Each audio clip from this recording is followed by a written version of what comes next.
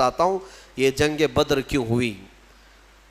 مکہ میں ان صحابہ کا سارا مال جو چھوٹ گیا تھا، جائیدادیں وہاں رہ گئی تھیں، یہ سب مال جائیداد لے کر ابو سفیان ملک شام بیچنے جا رہا تھا، قافلہ تجارت کا لے کر، اس میں مکہ والوں کا بھی مال تھا، صحابہ کا بھی تھا۔ نبی پاک صلی اللہ تعالیٰ علیہ وسلم کے پاس قاصد نے آ کر خبر دی کہ ابو سفیان ملک شام جا رہا ہے۔ ملک شام جانے کا جو راستہ تھا وہ مدینے کے قریب سے ہو کر گزرتا تھا۔ حضور پاک صلی اللہ تعالیٰ علیہ وسلم اپنے صحابہ سے فرماتے چلو اس کا راستہ روکو اور جس کا جو مال ہے وہ لے لو۔ جب صحابہ نکلے، جنگ کی غرض سے نہیں نکلے تھے، لیکن ابو سفیان کو یہ پہلے سے خبر ہو گئی کہ محمد صلی اللہ علیہ وسلم اپنے 300 سے زیادہ ساتھیوں کو لے کر بیچ راستے میں آئے ہیں، تو ابو سفیان نے کیا کیا، راستہ بدل کر دوسرے راستے سے ملک شام پہنچ گیا، تجارت بھی کیا، خوب نفع بھی کمایا، مال بیچ دیا۔ اب واپسی کا جب وقت تھا تو حضور پاک صلی اللہ علیہ وسلم پھر انتظار میں تھے کہ یہ واپس تو جائے گا، جب واپس جائے گا تب پھر ہم اس کو روکیں گے۔ ابو سفیان کو پتہ تھا، خبر تھی کہ رسول کریم صلی اللہ علیہ وسلم اپنے ساتھیوں کے ساتھ اب بھی کھڑے ہیں، تو اس نے مکہ والوں کو پیغام بھیج دیا کہ اے مکہ والوں اپنا مال بچا لو، محمد اور ان کے ساتھی تمہارا پورا مال ختم کر دیں گے، یہ قافلہ ختم ہو جائے گا۔ تو مکہ میں کھلبلی مچ گئی کہ ہمارا مال تجارت سب محمد صلی اللہ تعالیٰ علیہ وسلم اور ان کے ساتھی سب لے لیں گے۔ یہ پوری افواہ پھیلی تو سارے مکہ والے جمع ہوئے، لیکن ہوا کیا، ابو سفیان بڑی چالاکی سے واپسی میں بھی ایک اور راستہ بدل کر کے مکہ کے قریب پہنچ گیا، صحیح سلامت قافلے کو لے کر کے بھی گیا، صحیح سلامت قافلے کو واپس لے کر بھی آیا۔ مکہ جب تجارت کا مال پہنچ گیا تو سب خوش ہو گئے کہ ہمارا مال نفع کے ساتھ واپس آیا ہے، لیکن بات ہو گئی، ختم ہو گئی۔ ابو جہل وہاں پر سارے مکہ والوں کو جمع کرتا ہے اور کہتا ہے ہم جو جمع ہوئے ہیں اب جائیں گے اور محمد سے مقابلہ کریں گے صلی اللہ علیہ وسلم، اور ان کے ساتھیوں کو مزہ چکھائیں گے کہ انہوں نے ہمت کیسے کی مکہ کے قافلے کو روکنے کی۔ تو باقی لوگوں نے کہا کہ چھوڑ دو، ہمارا مال کا قافلہ آ گیا، اب بات ختم ہو گئی۔ ابو جہل نے کہا نہیں، بات اتنی نہیں ہے، ہمیں تو مارنا ہے انہیں، ہمیں تو انہیں قتل کرنا ہے، ہمیشہ کے لیے راستہ صاف کرنا ہے۔ تو بھڑکا کر کے 1000 لوگوں کو جمع کر لیا۔ کچھ عقل مند لوگ تھے، انہوں نے کہا کہ ہم نہیں جائیں گے، لیکن ابو جہل نے انہیں آر دلایا، انہیں بہت زیادہ اکسایا، اور اس کے اکسانے کے بعد، آر دلانے کے بعد 1000 سے زیادہ لوگ جمع ہوئے، اور ان سب کو لے کر ہاتھی گھوڑے ہتھیار سامان کے ساتھ ابو جہل سرداری کرتے ہوئے مکہ سے نکل کر بیچ راستے میں پہنچا۔ یہ وہ علاقہ ہے جہاں بدر کی وادی ہے، بدر ایک علاقے کا نام ہے، بدر ایک میدان کا نام ہے، وہاں ایک کنواں تھا جس کی وجہ سے اس علاقے کا نام ہی بدر پڑا۔ وہاں آ کر کے یہ لوگ پڑاؤ کر لیے۔ نبی پاک صلی اللہ تعالیٰ علیہ وسلم اپنے صحابہ سمیت بدر تک پہنچے ہوئے تھے۔ اب حضور اکرم صلی اللہ تعالیٰ علیہ وسلم بھی اسی علاقے میں، اور یہ کفار و مشرکین بھی اسی علاقے میں آ گئے۔ اب مقابلہ کرنے کی غرض سے وہ لوگ آئے۔ اللہ تبارک و تعالیٰ نے اپنے حبیب پاک صلی اللہ علیہ وسلم کو حکم فرمایا کہ اپنے صحابہ کو لو اور ان کے ساتھ جنگ کرو۔ اب جب مولا فرما دے جنگ کرنے کے لیے تو پھر پیچھے ہٹنے کا سوال ہی نہیں ہوتا، پھر کوئی وجہ ہی نہیں ہے۔ نبی پاک صلی اللہ تعالیٰ علیہ وسلم جب صحابہ کو لے کر آئے تھے تو سچویشن کیا تھی، حالات کیسے تھے؟ ایسے حالات تھے کہ پورے 313 صحابہ کے اندر مشکل سے چند تلواریں تھیں، 7-8 گھوڑے تھے، 1-2 سواریاں تھیں، بس باقی سب پاپیادہ پیدل تھے۔ اکثر کے پاس تلواریں نہیں، اکثر کے پاس جو تلواریں ہیں، کچھ کے پاس جو تلواریں ہیں وہ ایسی ہیں کہ سبزی بھی نہیں کاٹی جاتی، کند ہو چکی تھی، زنگ لگی ہوئی ہیں۔ تو بہرحال ان کی مفلسی کا زمانہ تھا، غربت تھی، اور کھانے پینے کے لیے ان کے پاس کچھ نہیں تھا۔ اب دیکھیں صحابہ اکرام حضور صلی اللہ تعالیٰ علیہ وسلم کے پاس جب تھے تو وہ علاقہ ریت کا تھا. حضور جس جگہ رکے تھے وہ پوری ریت کی زمین, اور ریت کی زمین پر چلنا مشکل ہو جاتا ہے, پاؤں اندر دھسنے لگتے ہیں. صحابہ کو ریتیلی زمین ملی, اور مشرکین جہاں پڑاؤ کیے وہ مٹی کی زمین تھی, مٹی ہے تو مٹی پر پاؤں جمتے ہیں, تو اس بات کی خوشی پہ وہ ناچ رہے تھے. کل جب جنگ ہوگی تو ان کے پاؤں اکھڑ جائیں گے, چل ہی نہیں پائیں گے میدان میں, اور مشرکین پورے میدان میں جمے رہیں گے مٹی کی. اب بہت ساری چیزیں انہی کی حمایت میں نظر آتی ہیں, حالات ایسے لگتے ہیں کہ ساری فتح ان کی ہوگی. وقت سے پہلے ایسا محسوس ہوتا ہے, جب طاغوتی طاقتیں سامنے آتی ہیں تو اکثر ایسا لگتا ہے کہ سارا اب ان کے ہی پاس ہے, ہمارا کیا ہونے والا ہے. اب میں آپ کو مقابلے کے اعتبار سے بتاؤں, ادھر 313 نہتے ہیں, ساز و سامان نہیں, سواریاں نہیں, بدلے میں مقابل میں 1000 سے زیادہ سب کے سب ہتھیار سے لیس, ٹرینڈ پہلوان ان کے پاس, ہاتھی گھوڑے اونٹ سواریاں ان کے پاس, بلکہ ان کے کھانے کے لیے پورے اونٹ ذبح ہو رہے تھے رات کو. اور جب کھانا ان کا پکتا تھا رات بھر طبلے بجاتے تھے, رقص کرتے تھے, ڈانس کرتے تھے, کیونکہ جیت کا اور فتح کا غرور ایسا تھا, سب کچھ تو ان کے پاس تھا. اب صحابہ جو دیکھ رہے تھے تو انسانی فطرت کا تقاضا ہے نا کہ سامنے بڑی طاقت کو دیکھ کر کے کیا محسوس کریں گے آپ. صحابہ کرام رضوان اللہ تعالیٰ علیہم اجمعین حضور صلی اللہ تعالیٰ علیہ وسلم کے پاس آئے, کہا یا رسول اللہ صلی اللہ علیہ وسلم کیا جنگ فرض ہو گئی؟ حضور نے فرمایا ہاں. اب نبی اکرم صلی اللہ تعالیٰ علیہ وسلم نے صحابہ کے چہرے کو دیکھا اور سب کو جمع کیا. رات کو ایک خطبہ دیا حضور نے. خطبے میں کیا فرماتے ہیں, یہ کل جنگ ہونے والی ہے, اس سے پہلے رات کو خطبہ دیتے, مغرب کے بعد یا عشاء کے قریب. حضور اکرم صلی اللہ علیہ وسلم نے خطبہ دینے کے بعد ارشاد فرمایا, اے میرے صحابہ میں تمہیں اختیار دیتا ہوں, یہاں تک تو تم میرے ساتھ آئے, اب حالات ایسے ہیں کہ دشمن بڑی تعداد میں ہے سامنے, ہتھیاروں سے لیس ہیں, تم میں سے اگر کوئی ابھی رات کو جانا چاہے واپس تو مدینے کے راستے واپس جا سکتا ہے. میں پوچھتا ہوں تمہارا کیا مشورہ ہے اس سلسلے میں. اب وہاں جو صحابہ تھے اس میں حضرت مقداد بن اسود ایک صحابی ہیں, کھڑے ہوتے ہیں, کہتے ہیں یا رسول اللہ صلی اللہ علیہ وسلم ہم بنی اسرائیل نہیں ہیں کہ جیسے موسیٰ علیہ السلام سے ان کی قوم نے کہا تھا اذهب انت وربک فقاتلا انا ہاہنا قاعدون. ایک قوم کے مقابلے میں جانا تھا, موسیٰ علیہ السلام اپنی قوم کو بلا رہے تھے تو ان کی قوم نے کیا کہا تھا, موسیٰ آپ اور آپ کا خدا جائیں, ہم یہاں سے بیٹھ کے دیکھیں گے جنگ کیسی ہوتی ہے.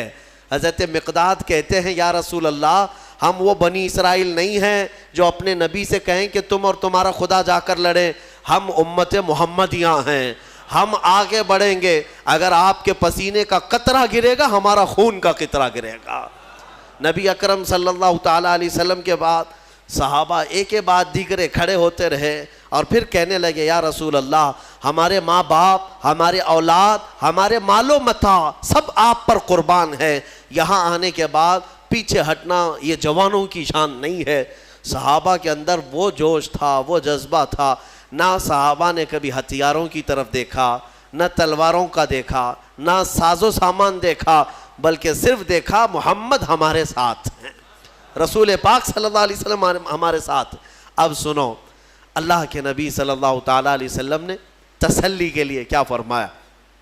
چند صحابہ کو لیا, میدان میں آئے, میدان میں آنے کے بعد معائنہ کیا اور فرمایا چند صحابہ ادھر کھڑے رہیں گے, کچھ ادھر رہیں گے. جنگ کی ترتیب میرے آقا بنا رہے تھے, لیکن اسی وقت حضور کے ہاتھ میں ایک لکڑی تھی, آپ نے ایک دائرہ کھینچا اور صحابہ سے کہا کل دیکھنا اس میں ابو جہل گر کے مرے گا, اور ایک لکیر سے دائرہ کھینچا اور کہا یہاں عتبہ مرے گا, اور ایک کھینچا کہا یہاں شیبہ مرے گا, جو بڑے بڑے ان کے پہلوان تھے ان کے نام لے کر لکیر کھینچ دیا حضور نے.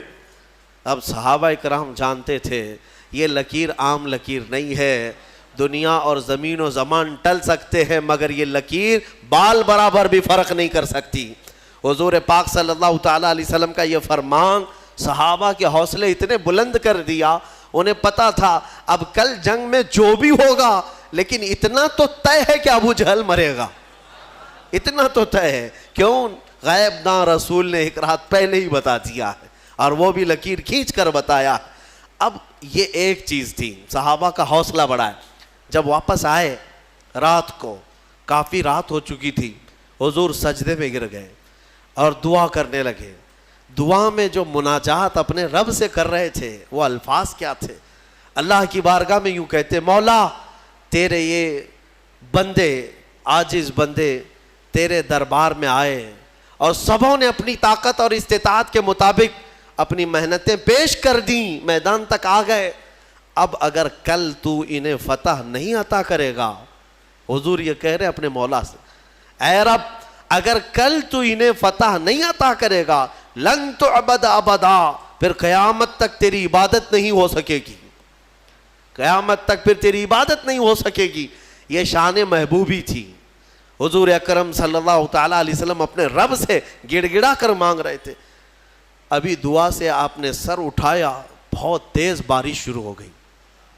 رات کے وقت بارش شروع ہو گئی.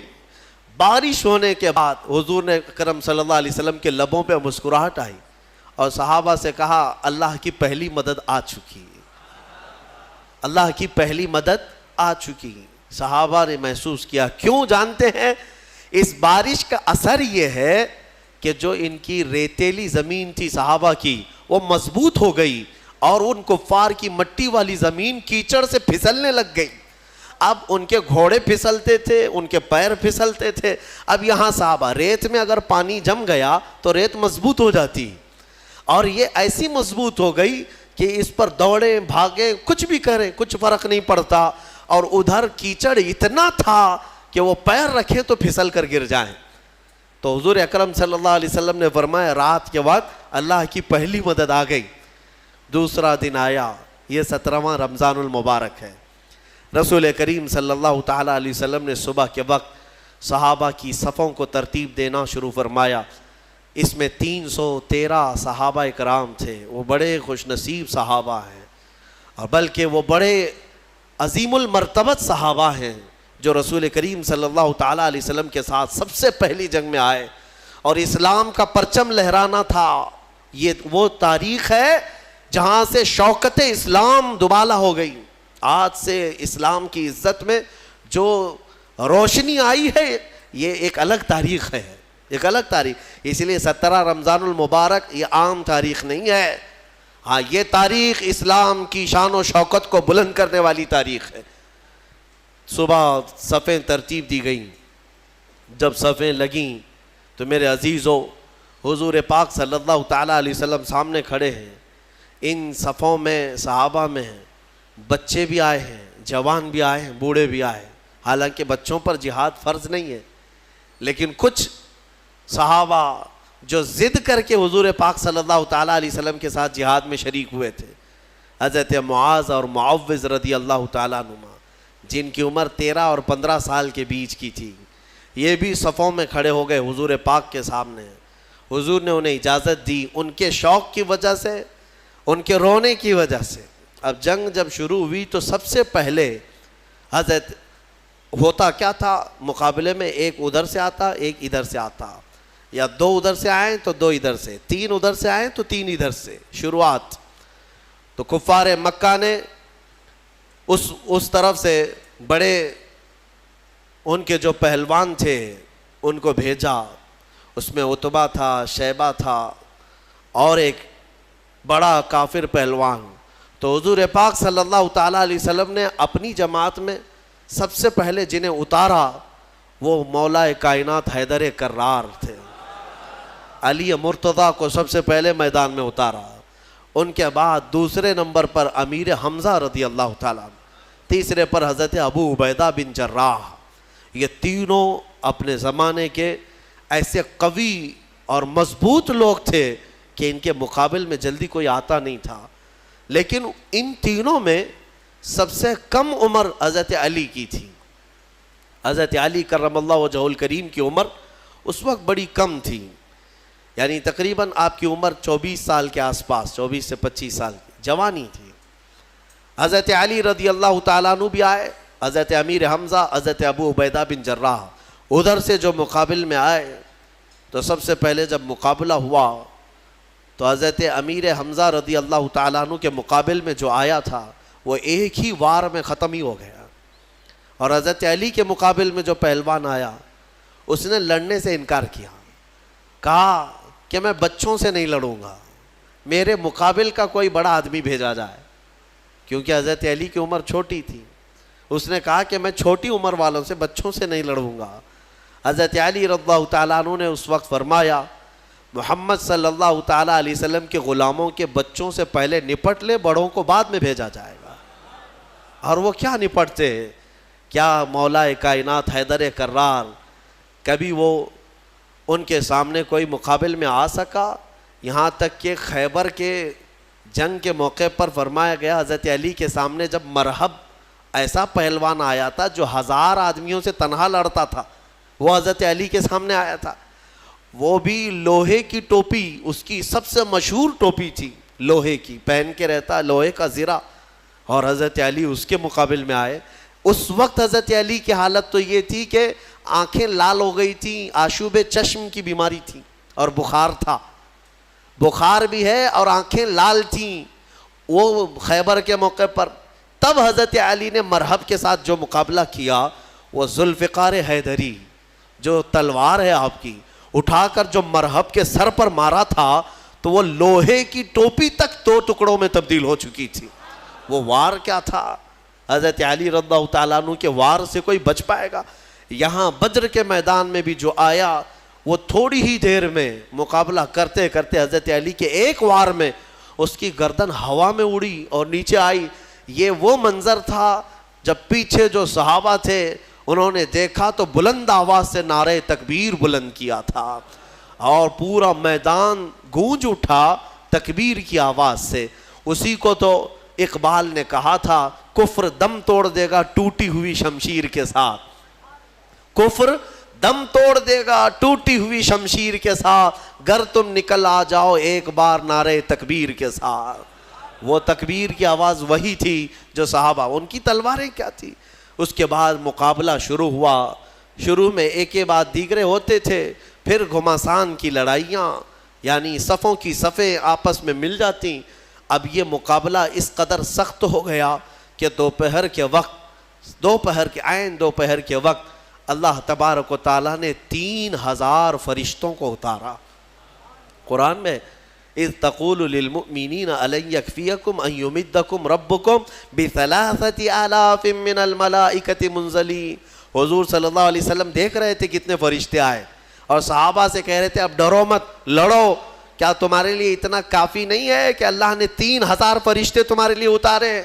بلا ان تصبروا وتتقوا ويأتوكم من فورهم هذا يمددكم ربكم ب5,000 من الملائکۃ مصومین. اللہ فرماتے ہیں ہاں کیوں نہیں, جب تم لوگوں نے صبر کیا, استقامت سے کھڑے رہے میدان میں, تو مولا نے اپنی جانب سے مدد کرتے ہوئے 5000 فرشتوں کو اتارا. جس وادی میں یہ فرشتے اترے تھے نا, بدر کی وادی میں, جبل ملائکہ, وہاں ایک پہاڑ ہے, وہ پتھر کا پہاڑ, لیکن آج اگر آپ جا کر دیکھیں گے تو پورا ریت کا پہاڑ ہے, آس پاس پورے پتھروں کے پہاڑ, بیچ میں ایک ریت کا پہاڑ ہے, اور وہ بھی ریت ایسی کہ چھنی میں بھی چھانو تو چھن جائے, یعنی رکے گی نہیں, اتنی باریک سافٹ, اور ایسا لگتا ہے جیسے اس کا نقشہ کسی نے بنا کر رکھا ہے. اتنے سالوں سے وہ پہاڑ اسی طرح ہے. بتایا جاتا ہے کہ وہ فرشتے اس پر پہاڑ پر اتارے گئے تھے. اب 5000 فرشتے جب بدر کے میدان میں آئیں تو کفار و مشرکین کی درگت کیا ہونی ہے. میرے عزیزوں, یہ جنگ شام تک نہ چلی بلکہ 70 کافر مارے گئے صحابہ کے ہاتھوں, اور مومنین کے صرف 13 مارے گئے, 13 کی شہادت ہوئی. 14ویں ایک صحابی تھے جو زخمی ہو گئے اور راستے میں ان کا انتقال ہوا. کل ملا کر کے 14 شہید ہوئے صحابہ 13 جنگ میں, اور ان 13 میں تو 2 بچے ہیں, حضرت معاذ اور معوذ, باقی 11 جوان. آپ اندازہ کریں 313 کی جماعت لے کر کے گئے تھے.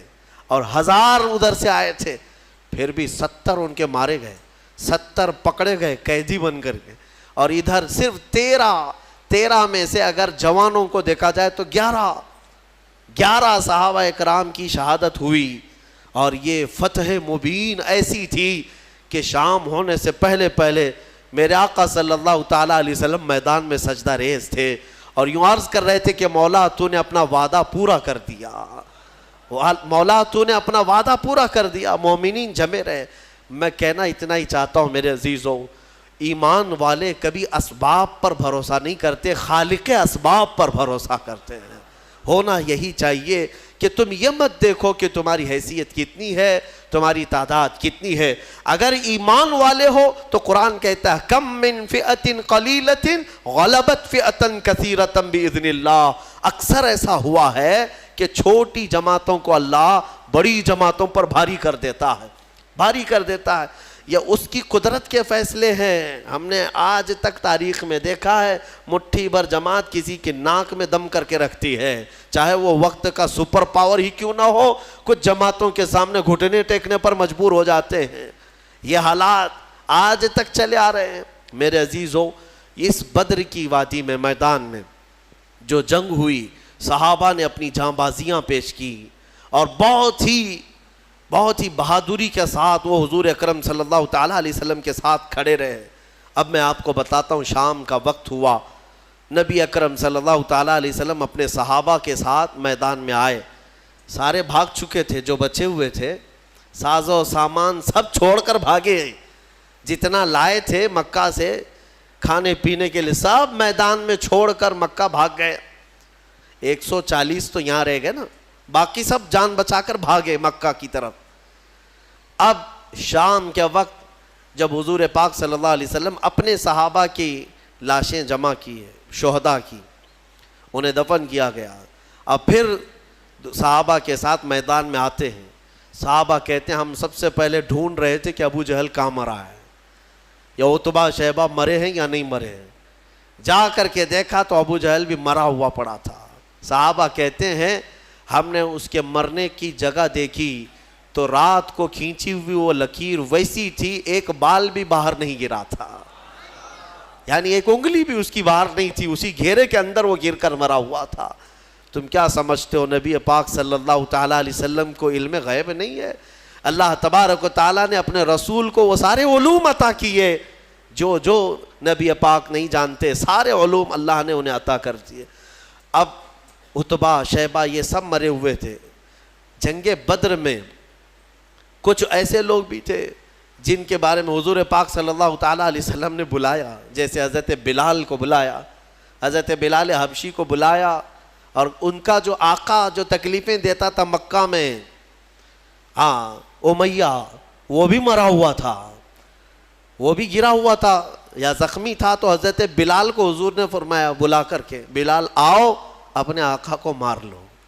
جتنا اس نے مکہ میں تمہیں رسیاں ڈال کر کھینچا تھا، سینے پر سل رکھتا تھا، انگارے پہ سلاتا تھا، حضرت بلال حبشی نے اپنے ہاتھوں سے اس کو مارا، امیہ کو. وہ دیکھنے کا دن تھا. ابو جہل آخر وقت جو کہہ رہا تھا وہ بھی سننے کا وقت تھا. ہوا یہ کہ یہ دو چھوٹے بچے حضرت معاذ اور معوذ، یہ دو چھوٹے تھے. حضرت عبد الرحمن بن عوف یہ کہتے ہیں میں جنگ بدر میں گزر رہا تھا کہ یہ دونوں بچے آئے میرے پاس، کہنے لگے چچا جان ابو جہل کس کا نام ہے؟ یہ جانتے بھی نہیں تھے کیونکہ وہ مکہ کا ہے اور یہ بچے مدینے سے آئے ہیں. عبد الرحمن بن عوف کہتے ہیں میں نے پوچھا بیٹا تم کو کیا کرنا ہے اس کا؟ وہ سردار قریش ہے، وہ پہلوان ہے.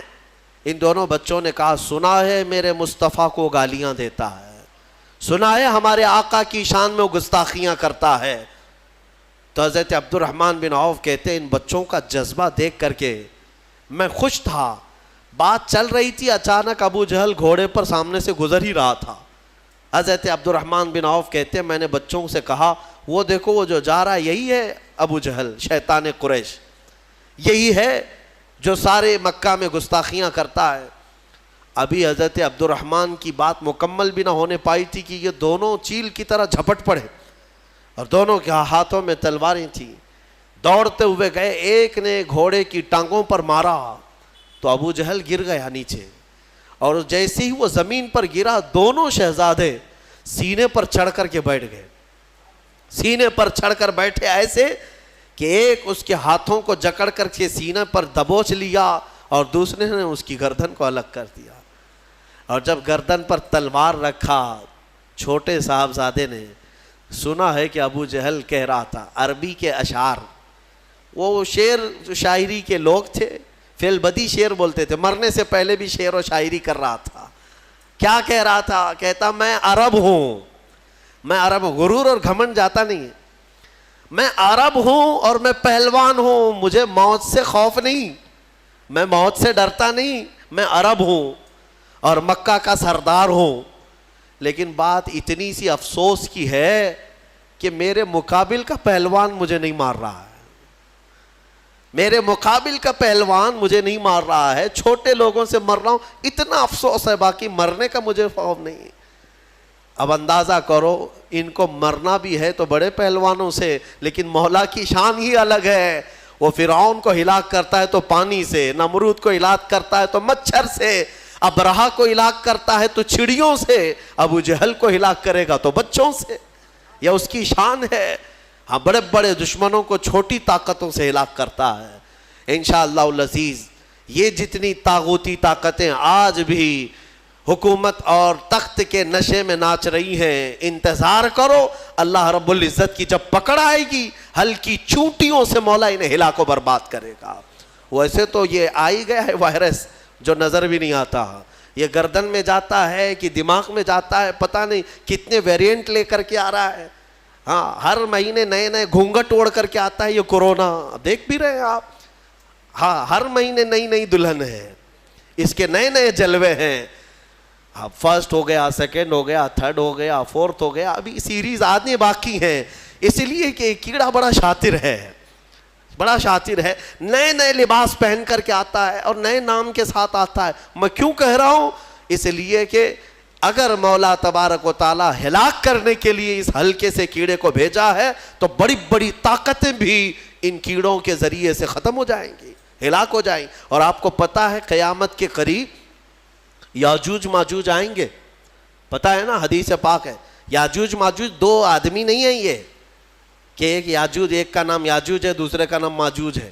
یاجوج ماجوج ایک فوج ہے, ایک فوج ہے. وہ اتنی بڑی فوج ہے کہ انسانوں سے زیادہ تعداد ان کی ہے. ابھی جتنے پوری دنیا میں انسان ہیں ان سے زیادہ تعداد ہے ان کی. یاجوج ماجوج یہ نکلیں گے, یہ کسی جگہ قید ہیں, وہ اللہ بہتر جانتا ہے. قیامت کے قریب یہ باہر آئیں گے اور پوری دنیا میں فساد مچائیں گے, ہر چیز کھا جائیں گے, ہر چیز. تمہاری ساری کھیتیاں کھا جائیں گے, تمہارے سارے غلے اناج, حتیٰ کہ تمہارے جو کھانے پینے کے جو سامان ہیں, پتیلیاں برتن, یہ تک کھا جائیں گے, سب کھا جائیں گے. تو یہ جب چل رہے ہوں گے پوری دنیا کو, ان کو مارے گا کون, ان کو ختم کون کرے گا؟ اتنی بڑی فوج ہے, انسان کیا مقابلہ کر پائیں گے ان کا؟ تو پھر حدیث میں یہ ملتا ہے کہ رب تبارک و تعالیٰ ان کی گردن میں کیڑا پیدا کرے گا, ان کی گردن میں کیڑا پیدا کرے گا, بہت چھوٹی قسم کا کیڑا ہوگا, اور یہ کیڑا اتنی تیزی سے پھیلے گا کہ وہ چند ہی ساعتوں میں پوری کی پوری فوج اس کیڑے کے شکار ہو کر مر جائے گی, ختم ہو جائے گی.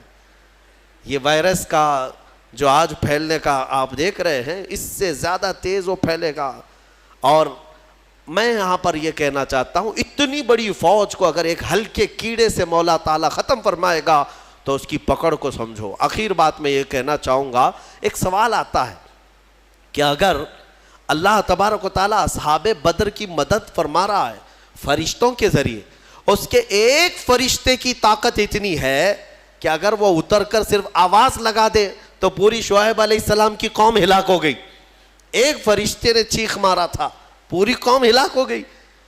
تو یہاں 5000 فرشتے کیوں اتارے؟ 5000 فرشتے, ایک فرشتہ بھی اتارتے تو یہ سارے مشرکین کے لیے وہ کافی تھا. فرشتوں کی طاقت کا اندازہ کیا ہے آپ کو؟ یہاں پر مفسرین فرماتے ہیں اللہ تبارک و تعالیٰ چاہتا ایک ہی فرشتے سے سب کو ہلاک کرتا، لیکن 3000 یا 5000 یہ جو اتارے ہیں یہ رسول پاک صلی اللہ علیہ وسلم اور صحابہ کی عظمت و شان کے لیے اتارے. ہاں، عظمت شان کے لیے اتارے. باڈی گارڈ ایک بھی چل سکتا ہے لیکن 10 رکھنا یہ شان کے لیے. کچھ لوگوں کے ہاں ہوتا ہے 10 ہیں 15 ہیں، یہ عظمت بتانے کے لیے، شان بلند بتانے کے لیے. بہرحال یہ جنگ بدر کے بعد جو حالات چینج ہوئے، اللہ کا فضل ہے، شوکت اسلام بڑھتی ہی گئی. اللہ کریم اس بدر کی برکتیں ہم سب کو عطا فرمائے.